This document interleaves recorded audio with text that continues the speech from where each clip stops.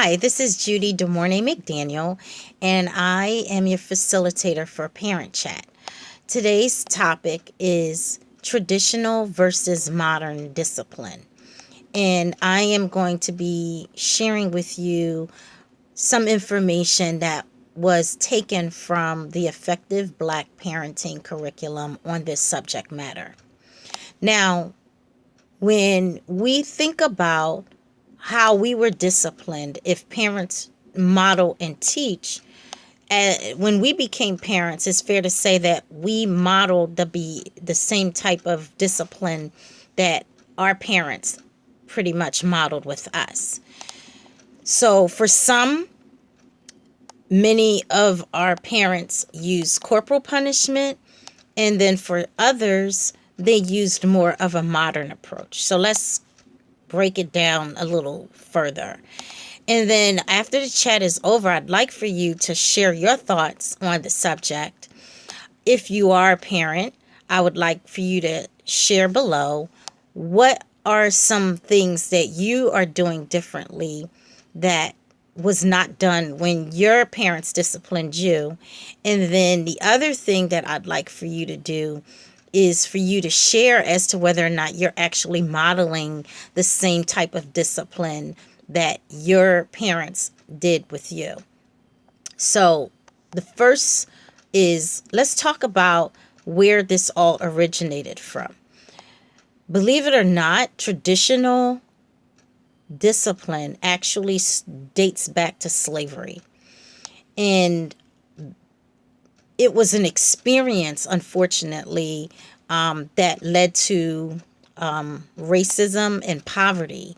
And that actually continued beyond emancipation. So what the curriculum shared and what they're basically explaining historically, our parents that were very stern with us, that actually had some experience with slavery, they are modeling what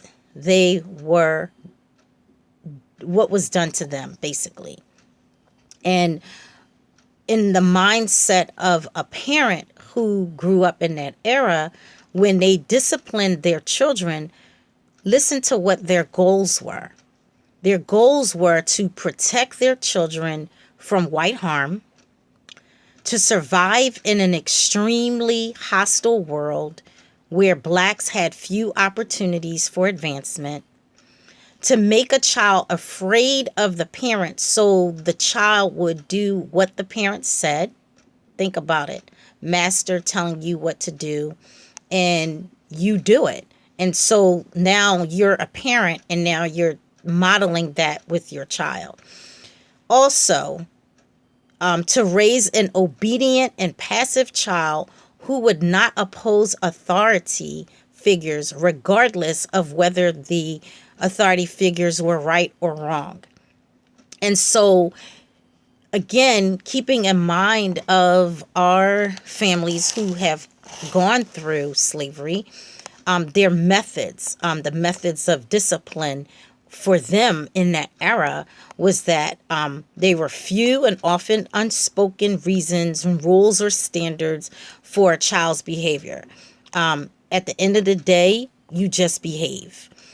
A major emphasis was really focused on corrective or harsh consequences, such as, again, whipping, spanking, speaking to them real nasty.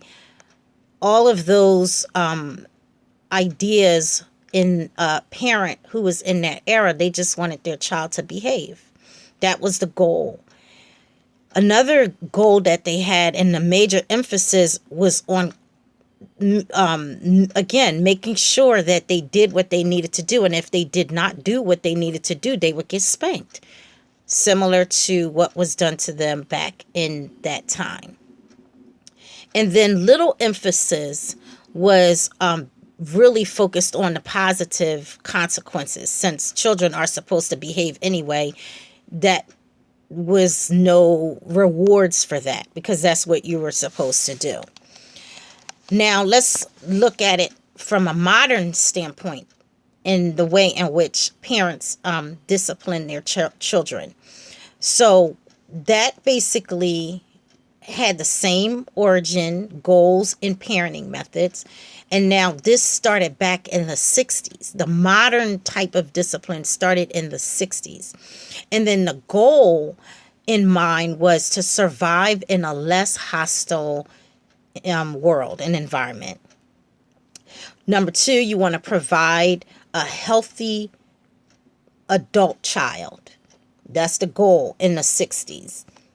And then you want to raise a self-disciplined child who can control their anger and aggression, delay receiving satisfactions, behaves within the family guidelines, and also resist street pressures.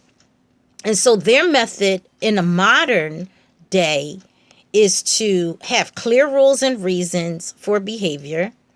Number two, you want to have frequent positive consequences. So some of those examples of frequent positive consequences are verbal appreciation, speaking to them, telling them that you really appreciate them listening. Then you have physical, giving them a hug, showing love and affection. And then there's privilege. If you do what you're supposed to do, you'll get to go out. You'll get to do things with your friends. You can listen to your iPod.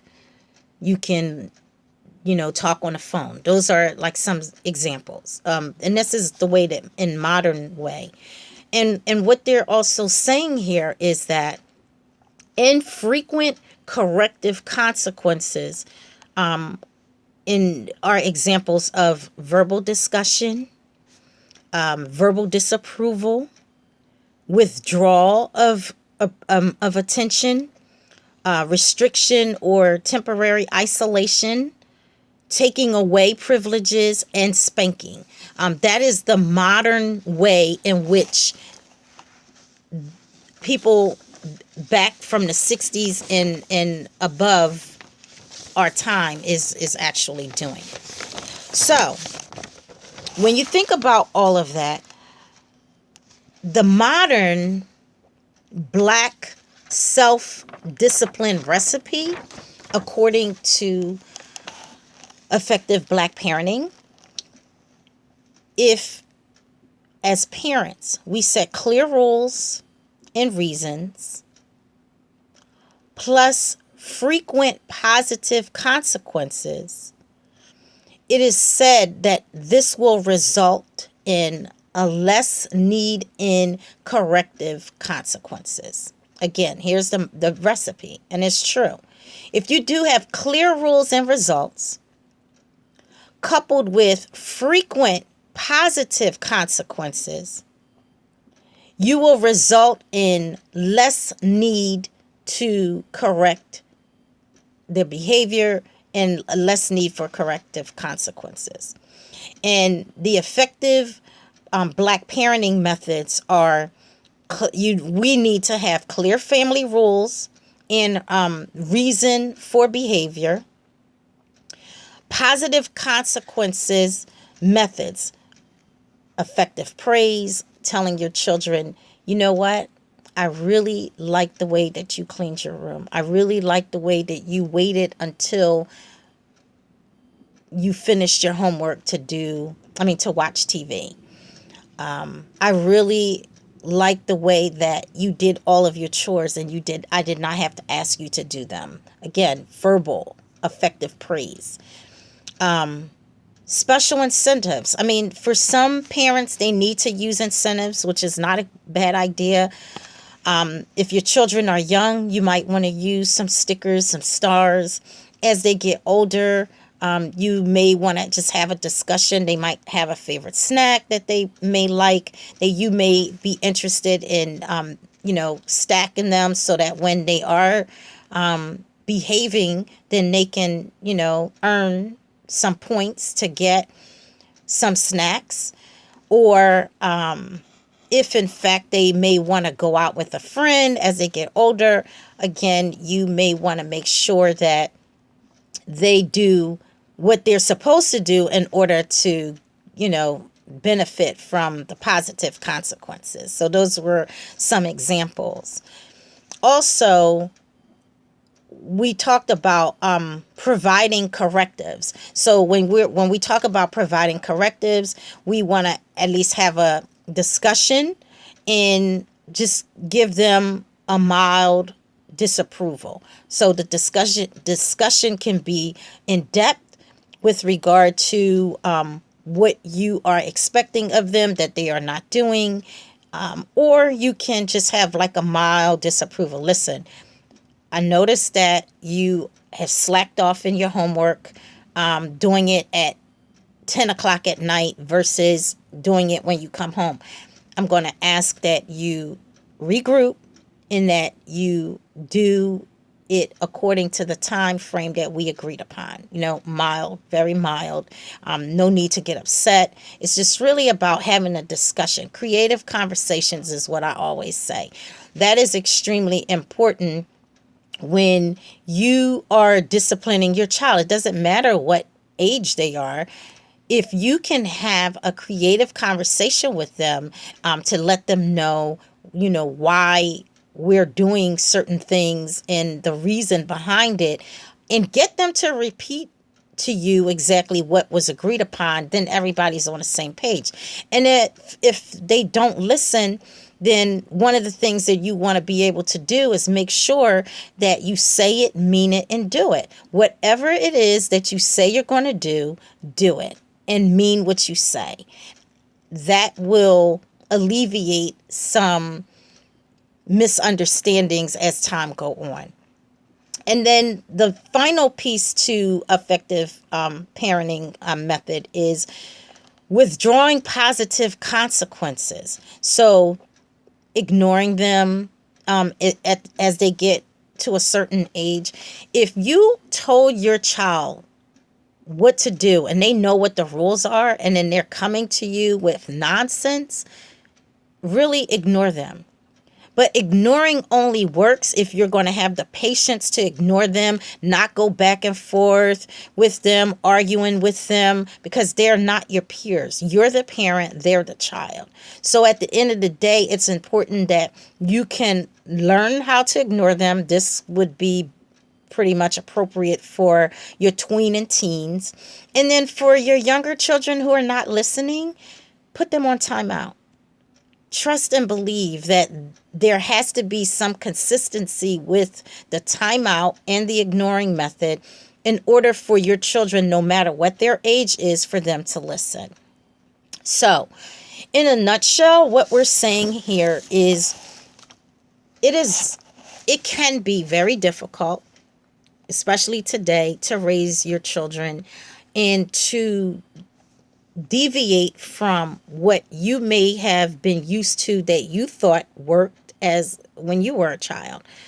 But what we're saying is try a new way. If you're doing the same thing over and over and over again, and you're getting the same results, whether it's good or bad, if you do not like the results, then you have to change what it is that you're doing. Is it easy? Absolutely not. But what we can say is that we want to use some different methods and different approaches to parenting, more so in a modern sense, and really shy away from beating our children, cussing them out, just being just very aggressive. We want to shy away from that, because at the end of the day, that makes it more difficult for the child.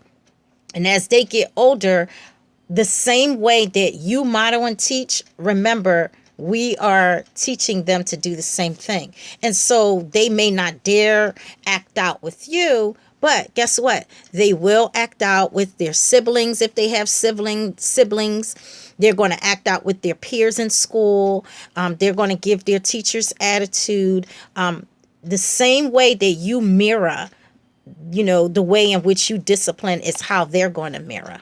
So that is our topic.